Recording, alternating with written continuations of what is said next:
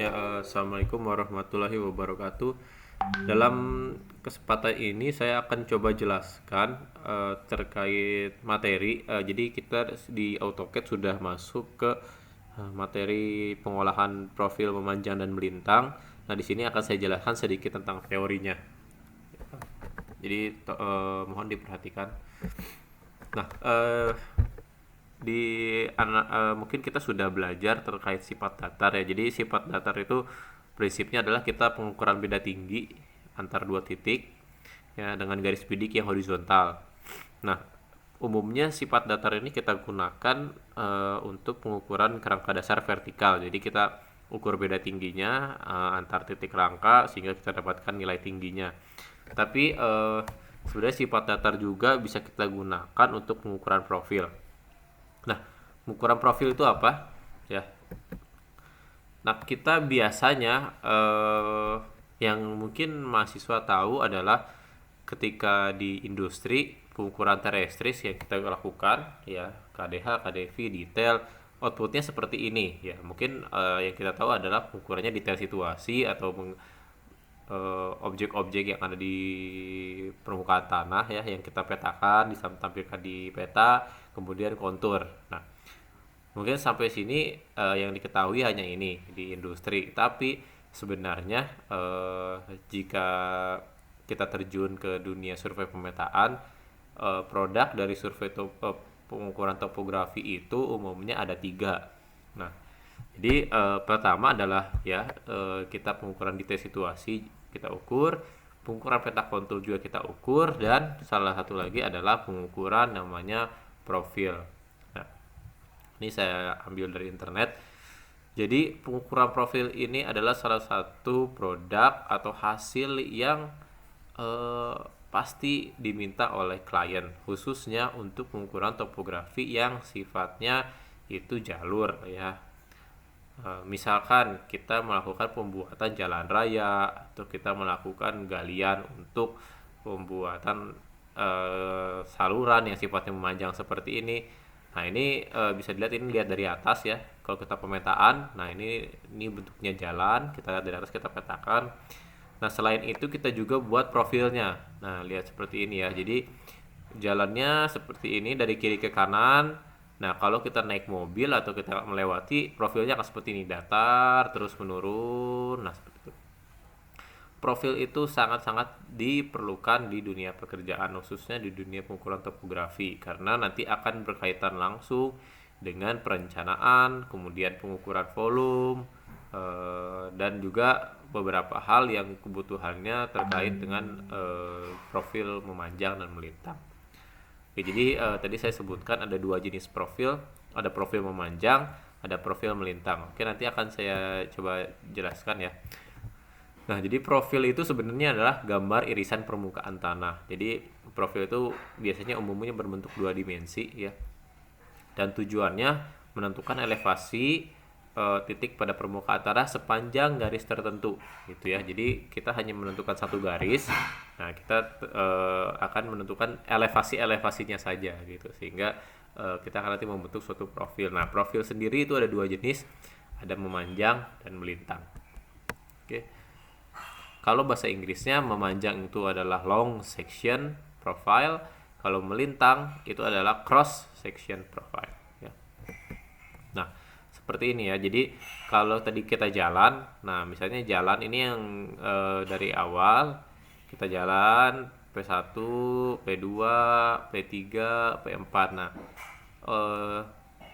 jalur yang sepanjang jalan ini namanya adalah long section atau profil memanjang. Nah, jadi di P1 itu juga kita ambil tegak lurusnya 90 derajat. Nah, 90 derajat di P1 dan 90 derajat di P2, kemudian di P3 dan P4 itu namanya cross section. Jadi pengukurannya kita kalau jalan umumnya begini. Kita misalnya pasang ETS. Ya, ini kalau saya menggunakan ETS ya. Kita pasang ETS di sini. Nanti rambunya akan diam di tengah atau mulai dari 3 dulu, tombak ketiga, tembak kedua, tembak satu, tembak ke as ya, ini as, yang ini tuh as, kemudian A, B, C, jadi seperti itu. Jadi melakukannya pengurangan seperti itu. Nah ini cross section pertama, nanti cross section kedua juga sama, 3, 2, 1 P. Long sectionnya apakah tidak diukur? Tadi long section itu sudah diukur sekalian dengan cross section. Jadi yang as itu adalah pengukuran long section. Ini as ya, jadi as itu titik pusatnya.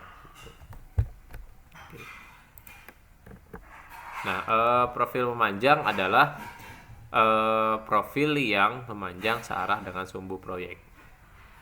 Oke, nanti akan saya jelaskan lebih jelasnya. Nah melintang itu tadi sudah saya jelaskan bahwa tegak lurus arah sumbu proyek. Nah misalkan begini, kita mungkin sering melewat jalan tol ya. Jalan tol itu kan biasanya di tengah itu suka ada penunjuk jalan, penunjuk kilometer lah maksudnya. Ini misalnya jalan tol dari arah Bandung ya, arah Jakarta ke Bandung. Tentu kita sering melihat seperti ini ya, 10 harusnya ini 10.200, sorry, 10 400, 600, 800, 11.00, 11.200. Nah mungkin sering melihat ya seperti ini. Nah ini adalah keterangan bahwa 10 itu berarti 10 km, umumnya 000 itu menunjukkan ratusan meter, jadi ini 10 km tambah 400 meter ya, seperti itu. Nah ini itu juga menerangkan ini adalah titik-titik long section. Nah gitu, jadi titik long section itu biasanya digambarkan dengan seperti ini, 10. Nah setiap 200 meter nanti ditentukan titiknya, setiap 200 meter, tiap 200 meter, 200 meter gitu ya. Nah jadi long section itu biasanya ditentukan itu setiap berapa meternya. Nah kalau di tol itu setiap 200 meter harus dipasang misalnya penanda ya. Nah seperti itu. Ini long section. Nanti apa yang diukur ya, titik ini nanti diukur beda tingginya, titik ini juga diukur beda tinggi, bukan beda tinggi ya, tingginya ini juga diukur tingginya, sehingga kalau digabungkan nanti akan membentuk suatu profil. Nah pengukuran cross section itu tegak lurusnya. Nah jadi nanti pengukurannya ya tegak lurusnya, sehingga kalau di sini ada satu gambar long section ya, ini gambar long section, dan ada 1, 2, 3, 4, 5, 6 ya, 6 gambar cross section. Oke, kita lanjut. Nah misalkan begini, kita mempunyai ini tadi gambar tadi ya, ini long section ya, profil memanjang. Nah misalkan 10.00 yang ini itu elevasinya adalah 713. Nah kita plot ya, jadi elevasi Y-nya itu untuk elevasi, X-nya itu untuk STA-nya gitu ya. Ini STA ya, ini jaraknya ini 200 meter. Oke, misalnya di sini adalah 713. Kemudian di sini adalah 712 gitu ya elevasinya. Ini kita ukur bisa menggunakan sifat datar, bisa menggunakan ETS ya, bisa menggunakan RTK. Pokoknya yang penting dapat nilai tingginya. Oke, tapi kembali lagi ke konsep ya. Kalau untuk mendapatkan beda tinggi atau nilai tinggi yang sangat teliti, kita tentu menggunakannya waterpass. Oke, kemudian di sini ada 10.400 ya, 10.400 elevasinya sekian. Nah 10.600 elevasinya sekian. Nah 10.800 elevasinya sekian. Jadi kalau kita gambar dia bentuknya akan seperti ini. Jadi kalau kita di tol dia akan turun, kalau kita jalan tol itu turun gitu ya. Ya di sini as ya, di sini ya, di profil memanjang itu dia akan fokus ke as. Jadi as itu titik-titik tengahnya gitu. Titik tengahnya bisa saja di tengah jalan ya, tapi kan tidak mungkin diukur tengah jalan. Bisa juga di samping, tapi umumnya titik profil memanjang itu akan fokus di as. Seperti itu profil memanjang atau long section ya. Nah ini profil melintang atau cross section. Jadi misalkan ini saya ambil satu cross saja ya, cross 11 plus 000 atau kilometer 11. Nah yang diambil titik mana saja ya, yang diambil pertama adalah titik pusatnya dulu ya. Jadi ini elevasi pusatnya misalnya 711. Kemudian kita ukur dari kiri. Nah, misalnya dari kiri elevasinya berapa nih? Elevasinya adalah 711. Nah, sebelum itu saya juga lupa untuk jelaskan. Jadi sama nilai Y itu adalah elevasi. Nah, nilai X itu adalah jarak titik nilai si cross sectionnya. Misalnya as itu di tengah-tengah nih. Nah, di sini jarak ke titik yang paling ujung itu adalah 20 meter ya. Nah, kita harus membedakan antara yang kiri dan yang kanan. Kalau yang kiri ini saya anggap ini yang sebelah kiri ya. Sebelah kiri as itu biasanya nanti tandanya negatif. Jadi jaraknya itu negatif. Jarak negatif tandanya berarti dia di sebelah kiri. Kalau jarak positif tandanya di sebelah kanan. Nah, seperti itu ya. Jadi nanti ketika pengukuran PCLP pun sama. Pasti nanti mahasiswa akan melihat ada yang jaraknya negatif, ada yang jaraknya positif. Berarti kalau negatif itu adalah jaraknya dia terhadap nilai tengah itu berarti ke kiri. Misalnya ini negatif 20 ya, berarti jarak ke sini itu 20. Oke, 20 elevasinya misalnya 700 ya 708 gitu ya. 718. Nah, kemudian yang di tengah ini elevasinya sekian ya, 711. Yang tengah yang A sudah dapat. Nah, yang sebelah kanan ini 10 meter, elevasinya sekian, kemudian 720 elevasinya sekian. Sehingga di bagian ini bentuknya tuh agak agak mencembung gitu ya. Nah, seperti itu. Nah, ini dilakukan untuk semua cross gitu. Jadi ini sangat-sangat penting ya. Output dari pengukuran threshold itu akan kembali lagi. Umumnya kita diminta selain kontur adalah potongan, memanjang, dan melintang ya. Jadi harus bisa. Nah, di AutoCAD ini akan diajarkan bagaimana mengolahnya. Jadi tidak akan diajarkan bagaimana cara pengukuran ya, tapi diajarkan bagaimana cara mengolahnya. Karena sangat penting ya. Umumnya di situ tantangannya kita sebagai surveyor untuk menyajikan petanya dalam bentuk cross section dan long section juga. Nah, jadi profil itu tadi titik-titik yang ini ya, titik-titik ini itu dinamakan titik detail profil. Jadi titik detail profil itu kita ambil misalnya sepanjang tadi cross section itu apakah ada lendutan atau ada objek tertentu itu tetap ditembak. Pokoknya dia selama garisnya tetap 90 derajat ya. Nah, seperti itu. Syarat titik detail profil apa saja? Muka tanah antara kedua titik detail dapat digambarkan dengan garis lurus ya. Jadi benar lurus dari as, lurus kita tentukan dulu kiri kanannya yang lurus yang mana. Nah, kita nanti sepanjang garis lurus itu apakah ada titik detail yang istilahnya yang harus ditembak gitu ya atau diukur. Misalnya titik detailnya sepanjang garis lurus itu ada selokan ya, harus selokan kita ukur atasnya, bawahnya gitu ya. Nah, misalkan saya ilustrasikan misalnya dia begini ya. Nah, ini titik ini kondisi kalau kita misalnya di jalanan. Nah, titik detailnya itu yang ini 1 2 3 4 5 6. Nah, 7. Ini as ya. Ini as. As itu penting. 7 ya. 1 2 3 4 5 6 7 8 ya berarti ya. Nih, 9 ini kan ada belokan sedikit. 10 11 12 13 14 15 16. Nah, seperti itu ya. Jadi jika banyak lekukan di crossnya itu tetap harus kita tembak ya, harus kita ukur juga. Nah, nanti jaraknya itu kita tentukan nanti. Jadi yang sebenarnya diukur itu adalah jarak dari as ke sini berapa, elevasinya berapa. Hanya itu saja. Nah, untuk profil melintang itu ini mungkin maksudnya memanjang ya. Jadi profil memanjang itu biasanya dilakukannya setiap ada yang 25 meter. Jadi setiap 25 meter diukur gitu. Jadi STA itu setiap 20 meter. Tadi saya jelaskan STA ya. Jadi STA itu misalnya tadi STA 0, kemudian 0 plus 25, 0 plus 50. Jadi setiap 25 meter itu kita harus ukur profilnya, harus digambarkan juga ya. Nah, untuk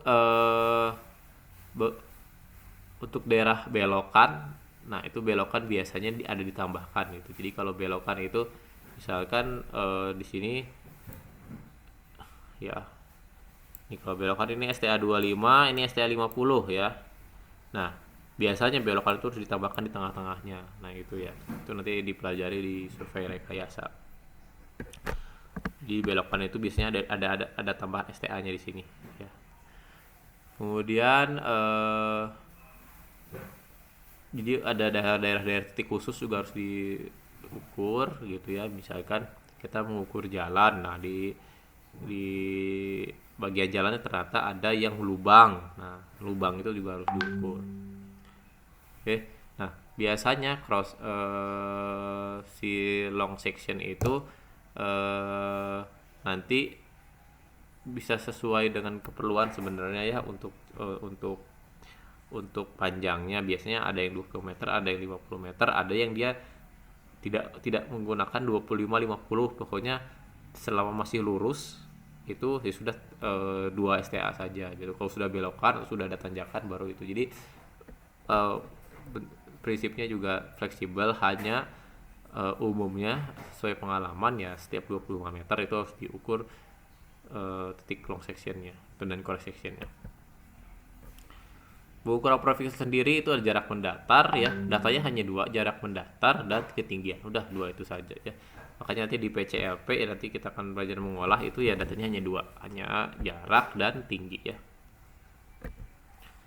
Nah, ini kita bisa seperti ini prinsip kita pengukuran profil menggunakan water pass. Jadi prinsipnya begini, kita berdirikan saja alat di sini ya, di titik pertama.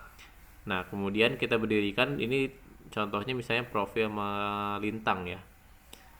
Kita berdirikan saja rambu ukuran di sini 1, bacaannya berapa, kemudian berdirikan lagi di sini titik profil kedua, profil ketiga, 4, 5, 6 gitu ya.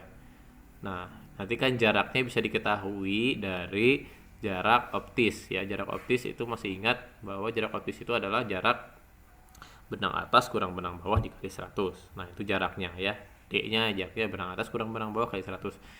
Tingginya itu bisa diukur menggunakan HI sama dengan TGB dikurangi PTI gitu ya. TGB itu adalah tinggi garis bidik ya. Tinggi si ininya, si alat ya. Tinggi si alat nanti kita kurangi dengan rambu ukur. Nah, gitu. Tapi prinsipnya sebenarnya nanti itu juga akan dipelajari ya, itu lebih detailnya nanti akan dipelajari, harusnya dipelajari nanti di pengukuran gitu ya. Tapi prinsip seperti ini. Nah, jadi bisa menggunakan water pass, bisa menggunakan total station gitu ya. Tapi total station itu nanti umumnya outputnya koordinat. Jadi harus kita koordinat 1, 2, 3, 4, 5, 6 itu kita masukkan ke Excel, harus dia update lagi atau kita olah lagi ya di Excel. Nah, ketika menggambar profil itu ada 2 skala. Nah, ini penting ya. Ada 2 skala. Jadi penggambaran profil itu skala horizontal dan skala vertikal. Ya. Kenapa 2 skala? Oke, saya jelaskan ya. Nah, saya jelaskan di mana ya? Bentar. Oke, saya jelaskan di sini. Coba lihat ya. Ini elevasi itu skalanya kan jarak di sini sama ya sebenarnya. Mungkin hampir sama dengan jarak ini. Tapi X ini jarak 2 cm di sini itu di lapangannya 10 meter. Sedangkan kalau di Y sama 2 cm tapi skalanya itu di lapangannya 1 meter. Jadi perbedaan 2 cm di sumbu X dan 2 cm di sumbu Y itu berbeda. Itu berbeda skala. Karena apa? Bayangkan kalau kita samakan skala ya. Skala ini misalkan ini datar ya. Kita samakan skala, kalau datar kan berarti tidak ada perbedaan perbedaan elevasi, ya udah kelihatannya sangat datar saja, walaupun di situ ada perbedaan 20-30 cm tidak akan terlihat ya. Kalau skalanya kita samakan, misalnya skalanya 2 cm itu 10 meter. 10 meter itu kan kalau perbedaan tingginya cuman ada 30 cm ya nggak kelihatan ya, kecil tipis gitu ya. Nah, sehingga biasanya skala vertikal itu lebih besar gitu. Misalnya di skala vertikalnya itu adalah 100, skala horizontalnya 1000 gitu ya. Jadi biasanya lebih besar skala vertikal untuk melihat apa? Untuk melihat ya bentuk crossnya seperti apa ya, tolongnya seperti apa supaya benar-benar terlihat gitu ya. Jadi skala itu berbeda-beda ya. Nah, jadi penggambaran untuk profil itu biasanya posisi mendatar sumbu X itu adalah jarak horizontal ya, misalnya skalanya 1/1000. Nah, posisi sumbu Y itu lebih besar 10 kali, biasanya 100 gitu ya. Dan gambar titik dihubungkan dengan berurutan. Bagian gambarnya itu ada kolom nama titik, jarak, dan elevasi ya. Seperti ini kurang lebih ya. Jadi ini titik 1, jaraknya 20 meter, ini elevasinya sekian. Nanti jarak 20 meter lagi, ini elevasinya sekian, sehingga dibuat profilnya seperti ini. Nah, oke. Oke, jadi seperti itu. Nah, tapi di CAD ini nanti kita akan pelajari bagaimana cara menghasilkan si gambar itu secara otomatis. Jadi kita tinggal memasukkan data, kemudian kita ya kita otomatis akan tergambar si cross dan long sectionnya. Oke, ini tadi ya, kita lihat lagi gambarnya. Tadi ini long section dan cross section. Nah, pemanfaatannya untuk apa? Banyak sekali. Untuk perencanaan ya, jalan raya, kereta api, irigasi, jalur pipa, gradien, volume pekerjaan, galian dan timbunan, seperti ini ya. Jadi kalau kita tahu, nah ini yang bawah ini, yang naik turun ini adalah kondisi realnya di lapangan. Nah, yang lurus ini adalah kondisi desainnya. Jadi kita bisa tahu nih, kalau kondisi desainnya itu harus lurus, sedangkan di lapangannya itu naik turun, kita bisa hitung berapa yang harus kita uruk dan berapa yang harus kita gali. Nah, seperti itu. Itu untuk perencanaan biasanya, perencanaan jalan. Nah, sama seperti ini ya. Ini misalnya existingnya yang biru ya, jadi benar-benar masih real di lapangan tuh yang biru. Sedangkan dari desainer sipilnya dia bentuknya harus seperti ini. Nah, jalannya tuh harus seperti ini, sehingga harus kita gali. Dari volume berapa kita harus menggali, berapa kita harus menguruk, itu kita dapat dari ukuran cross dan long section. Nah, seperti ini ya. Oke, jadi yang hijau itu hasil pengukuran dari surveyor ya. Jadi kondisi benar-benar dari lapangan sebelum dibangun. Ini adalah gambar yang dikerjakan oleh orang sipil. Oke. Nah, ini kurang lebih contohnya ya. Ya, sekian. Terima kasih atas perhatiannya. Ya, mudah-mudahan bermanfaat. Assalamualaikum warahmatullahi wabarakatuh.